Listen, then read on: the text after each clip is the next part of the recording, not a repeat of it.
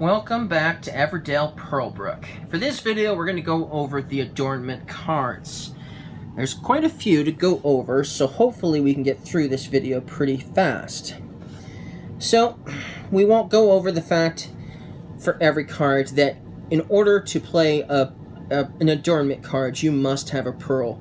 And you must pay a pearl to play each of these cards. You're only going to get 2 of these adornment cards, and you don't have to play them. It's just an additional option you might want to play if it works with your strategy especially. So let's just go over what each of these do if you decide to pay a pearl for each one of these that you might have in your town.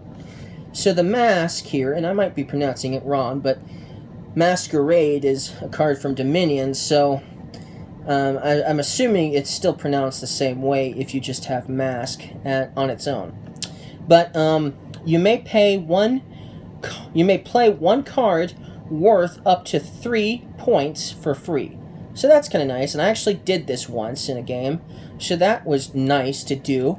So and then it's also worth 1 point for every 3 points you have. Now this one might take a little bit more explanation rather than this ability here, because we've seen abilities like this before, like the Queen does it, for instance. Anyways, so let's say you have a card in your town and it's worth 3 points.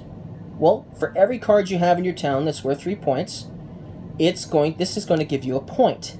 So that's really nice.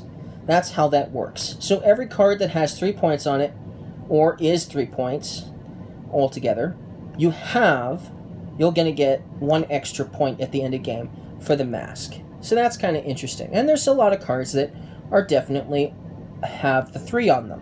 The Harbor was one of them, if you recall from the last video. So that's how that works.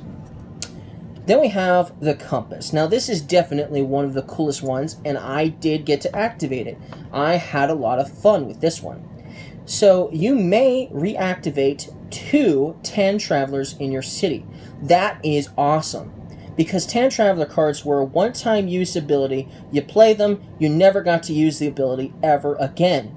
But this Compass is letting you do 2 of them once again. That was awesome. And you know, with that said, I had a lot of fun with Compass, because now I remember exactly what I was able to do. So, you know how you sometimes get the skunk or the fool in your town, and it's worth -2 points at the end of the game, and it also takes up a slot in your town? Well, obviously there are other ways of getting rid of the fool, but I think reactivating 2 Tan Traveler cards, and the fool is one of them, by the way, I actually got to reactivate the Tan Traveler card, the fool, because a friend of mine gave it to me, and I gave it back to him. Let me tell you, he was not expecting that to happen. He thought maybe possibly I could just throw the fool in the dungeon or something if I got a dungeon card, but he was definitely not expecting me to give it right back to him with the Compass. And so that was awesome. So if you have the fool in your city, and you have the Compass as one of your dormant cards, and obviously your opponent doesn't know you have this, oh, they are going to be surprised if you decide to do that, for sure. And then, of course, it's worth 1 point for each Tan Traveler in your city. And so I actually got to activate, I decided to activate the Wanderer, which gives me 3 cards, and the Fool. I also had the Ranger in my town, so I guess I could have done the Worker thing, but I thought just giving him the Fool back was the coolest ever. I had so much fun doing that. That was totally awesome. I was like, sure, give me the Fool. I'll just give it back to you later. That was awesome. So that was really fun. All right, so that's definitely my favorite adornment card, mostly because of what I got to pull off of that one. So then we have the Hourglass. You may take the action of any one forest location, and then you also gain 1 resource of your choice. And this is worth 1 point for each red destination in your city. So that's kind of interesting. You can go to a forest location, do what you might get. You know, like a forest location would be like This one here, 2 pebbles and a card. That's a forest location. You could go there, and then you'd also gain another resource of your choice. Getting 3 pebbles is a no-brainer, for sure. But maybe there's something else you want. So that's really cool. That's something you can totally do. That's awesome. Then we have the Seaglass, or the Seaglass Amulet. This one's going to give you 3 resources of your choice. You're going to get to draw 2 cards, and you're also going to get a point token. So that's really cool. That's very useful. And it's worth 3 points at the end of the game. So hey, that's awesome. You're basically getting 4 points, as well as 3 resources of your choice, and drawing 2 cards. So this one is very useful. I don't think there would be a time you wouldn't want to use that to get those resources in the game, as well as the points for that matter. So then we have Scales. You may discard up to 4 cards to gain 1 resource for each. And then for every card in your hand up to 5, this is worth a point. So you're obviously not going to get too many points with this card, because you usually only can have 8 cards in your hand, and so if you're going to get a point for every card in your hand at the end of the game, that means you're only going to get 1 point with this one. But if you have like the Starling bonus ability from Belfair, that one actually increases your hand limit to 11. You could make this worth 2 points, but in the end, it's still not going to give you that much points.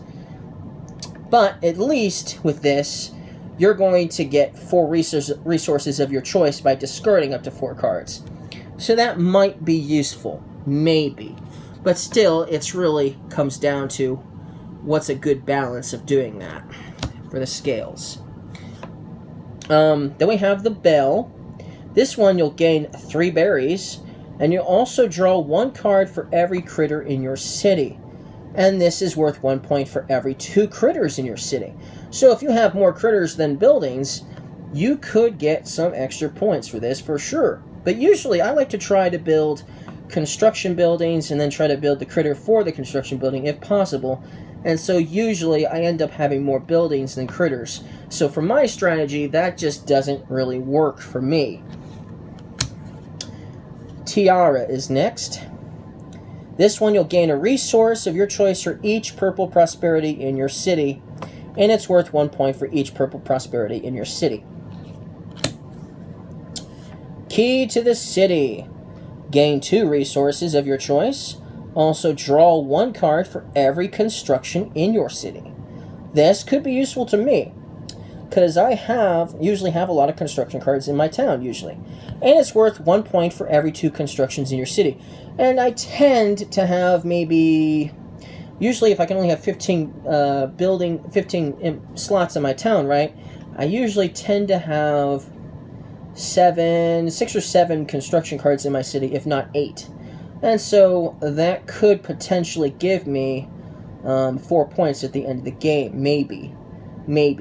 But still, you get two resources of your choice, and then you could draw a few extra cards because you have probably a few construction cards in your city. That could be useful. Well, here's the Gilded Book, the one that my friend wasn't able to use because he didn't have any blue governance in his city. So that's kind of interesting that you can gain resources equal to the cost of any blue governance in your city, and then it's worth 1 point for each blue governance in your city. So, it's not the best, but it's certainly not the worst. I think the Scales thus far has been the worst. Then we have the Spyglass. Gain 1 resource, draw 1 card, gain a pearl. And then you get 3 points for each wonder you built. Well, the wonders are really hard to get, and so you'll most likely will not get more than 1. So you're really only going to get 3 points at the end of the game. If you're lucky, you might be able to pull off 2, but it's still highly unlikely that you'll be able to do that unless you get both of these lower ones, which would still be 4 pearls. At least with the Spyglass, you get a pearl. So that's nice that you get your pearl back. So if you have a pearl, you play it, you use it, well, you'll basically get it right back to gain 1 resource and to draw 1 card. But it still comes down to, will you be able to even build a wonder? I really wonder if that is even that great. basically, if you have it, obviously use it, because you'll get basically a resource and a card for free by doing it. But in the end, it may not be as good as some of the others. Sundial. This is definitely probably my most second favorite here. You may activate production for up to 3 green production cards in your city. And this is worth 1 for every 2 green production cards in your city. So this is awesome. This is awesome. Yes, there are other ways of getting to activate your green production cards via other abilities from other expansions especially. But the fact that this one allows you to do it three times is awesome. That is awesome. If you have 3 that are really good, that is awesome. That is just wonderful. That is definitely awesome. And then we have the mirror. Now this one you're not allowed to use in the solo game, and I actually did play this once, solo game, and I somehow got this one, and I was like, oh wait a minute, I can't even use this one because I can't play it in solo, so I had to switch it out for another. Alright, so you may copy any ability from an adornment played by an opponent, and then this is worth 1 point for each unique colored card in your city. So that's pretty cool. If you have a lot of unique cards in your city, you could get probably at least 5 points, at most, probably, in your city. So that's pretty nice. And then, of course, you know, if you saw somebody else use an adornment card and they had an awesome time with it, this one copies it. So this one is probably one of the best there is because, you know, as long as, this one gives you the option of basically mirroring somebody else's adornment card that they played. So one might be better than the other for your situation. You never know. And so that's pretty nice. And that's definitely a cool one for sure. And that's it for the adornment cards. That's all there is for the adornment cards. So let's see what else we've got here. We have the new forest locations that came with the expansion. So let's go over those real quick. This one is probably the most confusing, but it really isn't. You'll discard 2 meadow cards. So there's 8 meadow cards out normally, right? Then you'll replenish. So you'll discard 2 meadow cards. Then you'll replenish, so there'll be 8 meadow cards again. Then you'll draw 2 meadow cards. So you're drawing 2 meadow cards again, but this time you're drawing them and they're going into your hand. And then you'll also gain 1 resource of your choice. So this is an interesting way of, maybe there's a meadow card you'll want to play later in the game, but you don't want to play it now. This could be useful getting that meadow card you want now, but can't play now, or don't want to play now. And so this could be a good way of doing it. Plus, you'll also get a resource of your choice. So this one is still pretty useful as a forest location, for sure. This one gives you an option. You can either get 1 resin and 1 pebble, or you can draw 4 cards. So I guess it just depends on what you need. Maybe you need more cards right now. Maybe you have tons of resources, but you just don't have any cards you want to play. And you want to get more cards so you have more choices. Or maybe this is the beginning of the game. This is a nice way of getting a pebble and a resin at the same time to build one of those cheaper cards in the beginning of the game. So that is awesome. That could be very useful, especially for the beginning of the game. This one gives you a pebble, a berry, and a card. So you get a pebble, which is nice, because the normal one just gives you a pebble. But this one's also going to give you a berry, and it's also going to give you a card. So this one is a lot better than that one for sure. And if this was your only other option of getting pebbles, then you'll definitely want to go for this one here rather than the basic location over there, for sure. Okay, then we have 2 pebbles in a card, which I showed you guys earlier in one of the other videos. So this one is definitely probably the best one there is with this expansion, because you get 2 pebbles. That is awesome, for sure. And you're getting a card to boot. So that's probably the best one there is. Alright, let's see here. What else we got? Okay, let's just kind of go over the rest of the cards in the next video, because there's still a few more.